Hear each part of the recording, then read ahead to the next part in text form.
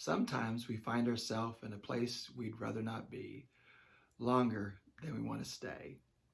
I believe to some degree, all of us have been affected by the coronavirus pandemic. I know for Kim and I, it's affected where we work. This is our home office that's set up in our bedroom. Kim works here part of the week, and I work from this office more than I have in the past. I'm not complaining, but this is really a place I'd rather not work, and it's going on longer than I want it to. I think of another thing like that as well is our corporate worship. This Sunday will be the 6th Sunday that we haven't been able to worship together. And when I'm up there preaching in a nearly empty sanctuary, you're in a place I don't want you to be, and this is going on longer than I want it to go on. So what do we do when we find ourselves in these situations?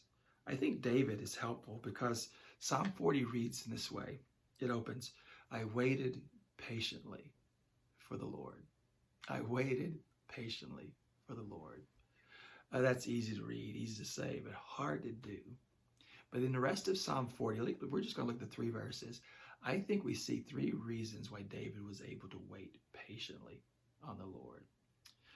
The first thing is this. You see it in the rest of the verse. Psalm 41 says, I waited patiently for the Lord. He turned to me and heard my cry. One of the things that we can do to help us to wait patiently when we're going through hardships is to cry.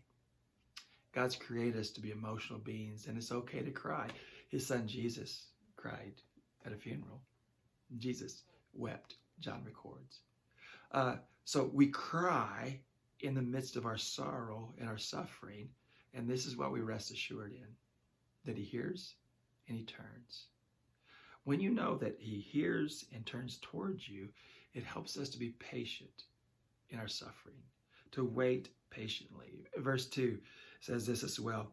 He gives a vivid description of a time that he was stuck in a place he'd rather not be. The first part of verse 2 says this, he lifted me out of the slimy pit, out of the mud and the mire. That's a place he'd rather not be. But he remembers and recalls his past dilemma, but he also recalls his great deliverance.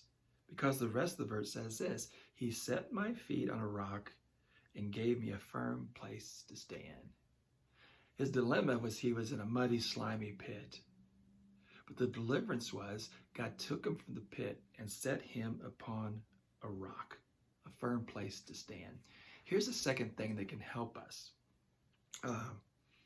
wait patiently upon the Lord, is we recall our past dilemmas, but also God's past deliverances, and recognize that in our current situation, the God who delivered us from that dilemma will deliver us from this dilemma. It helps us to wait patiently upon the Lord. I think there's a third thing in the 3rd verse also to help us wait patiently upon the Lord. This is what verse 3 says. He put a new song in my mouth, a hymn of praise to our God. One of the things that can help us to wait patiently is to sing a new song. How long will we sing this song? I don't know. But we still can sing the song. And that helps us to wait patiently upon the Lord, even when we're in a place we'd rather not be, longer than we want to stay. Jim, I've been waiting patiently. I need to get back to work. Oh, I'm sorry. Here we go.